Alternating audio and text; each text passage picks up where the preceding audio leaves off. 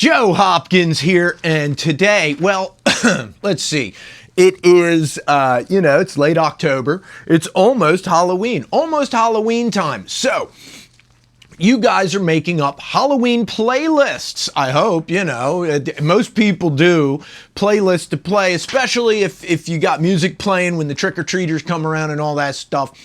I remember when we used to trick-or-treat on Halloween. Now everybody does it like different days. Different towns do it different days. They do these trunk-or-treat events. So I've been taking my kid to like as many as I can. We've been to 2 so far, and I think there's more coming up. And we're going to have some fun with it. She's going to get a lot of candy. But when you're setting up your house and putting all the spooky stuff up, handing out candy, you got to have good tunes playing. So I got a playlist.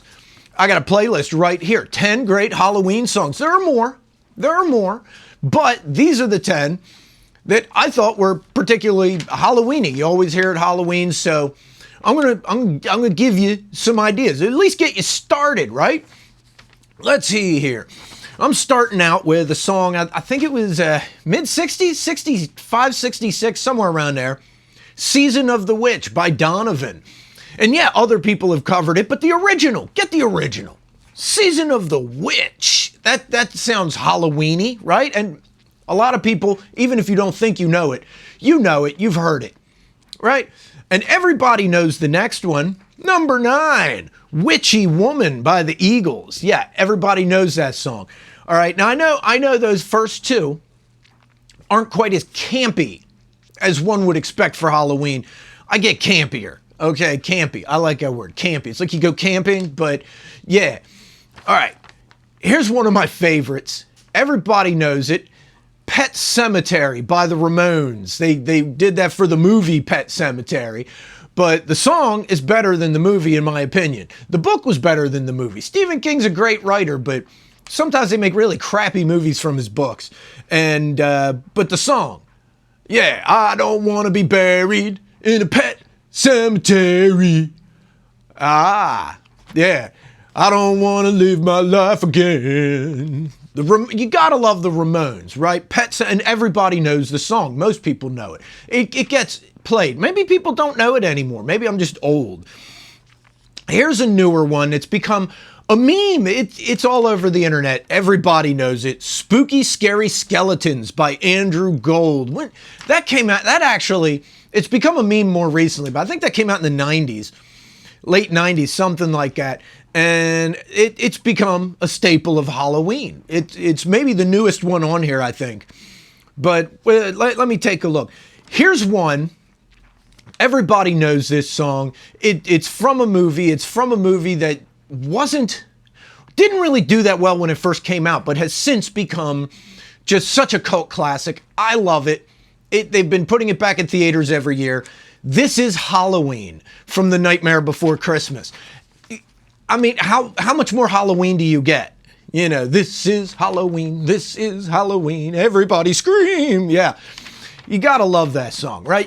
I love the movie, right? And I love the music from the movie. Actually, when they were doing that film, I think Tim Burton was barely even around. That was really, it came from the music more than anything else. Danny Elfman wrote all the songs, and then they kind of built the movie around the songs, right? It's more a Danny Elfman film than a Tim Burton film. And it really shows. It was a really good musical, I don't know if people think of it as a musical, but it is. The songs carry the whole film, A lot of fun, excellent Halloween song. Anything from that movie would be a good Halloween song, but this is Halloween. This is Halloween. I mean, it says it right there. Here's another one everybody knows, also from a movie. A lot of these are from movies. Ghostbusters by Ray Parker Jr.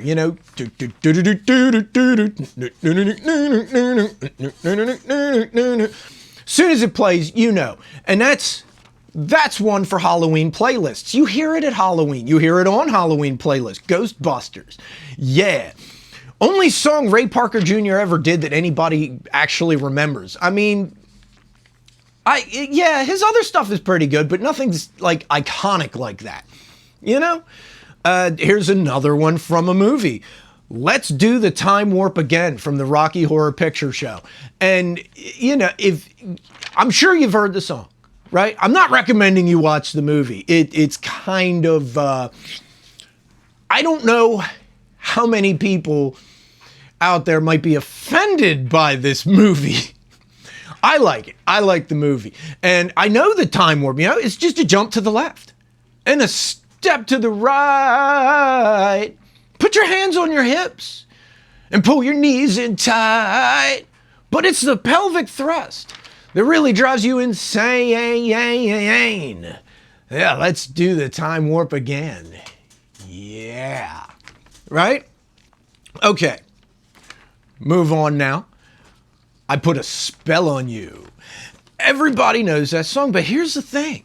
Not the covers. You got to get the original. Screamin' Jay Hopkins, right? Because everybody tries to do it seriously. Everybody does it straight, right? And at first, that's what Screamin' Jay was trying to do. Screamin' Jay Hopkins, right? He was trying to do it straight.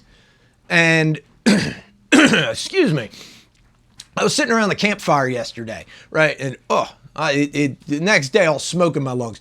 Anyway, Screamin' Jay was trying to do it straight, and it wasn't working. Him and the band took a break, went out to get lunch, got lunch at a bar, got really, really drunk, came back. Screamin' Jay is like stumbling around, pissed down your leg drunk, and they did it like that. Hammered.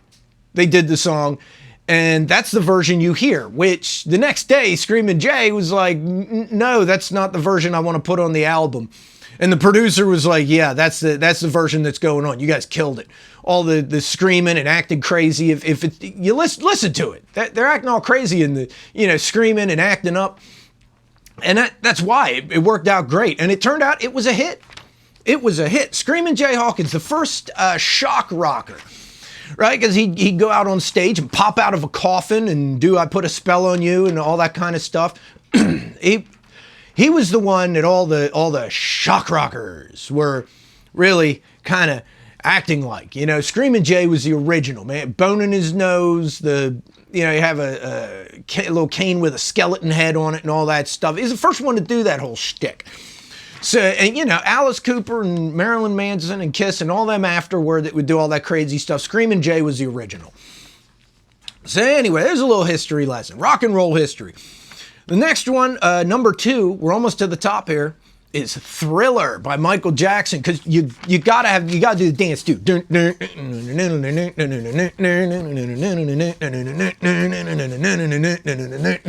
Yeah, you gotta do the dance.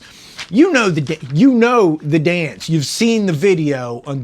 If you're over 30, you've seen the video. I don't know about kids. Maybe they haven't, but if you're a kid out there, watch the video. That was, Thriller was like the biggest thing in the world when I was a kid. And I love the video with all the zombies dancing around, the zombies, and they boogie. They get boogie and zombies. They dance, they get down. Michael Jackson was awesome. Man, I wish I could have seen him live. He was great. But yeah, Thriller. And the number one has been the number one Halloween song about forever. It's on every Halloween playlist. It has to be. You have to have this one. It's campy, it's cheesy, but it is totally Halloween. The Monster Mash by Bobby Boris Pickett and the Crypt Kickers. That's my list, yeah. But the Monster Mash, he did the mash. He did the Monster Mash. Yeah, it's cheesy. It's a really dumb song, and it really just comes off as stupid any time of the year except Halloween, when it's perfect. Halloween is a cheesy holiday, and I love cheesy holidays. I love cheese. I mean, look, let's be honest, right? Rock and roll, performance, music, some of the cheese is the best stuff, right? Because bigger than life works on the stage, and it's cheesy. It's all cheese, but nothing is as cheesy as the Monster Mash. Number one Halloween song with a bullet, baby. So there is 10 songs to get you started on your way to a really good Halloween playlist. And I hope you guys have a great spooky season. And if you got kids, take them out and then, you know, pick out some of their candy to eat, right? Eat some, don't eat too much, you get diabetes. If you eat too much of the candy, you get the diabetes, and then it feels weird when you pee and then your feet fall off, right? I've seen it. I've seen people lose their feet, all right? Don't eat too much candy.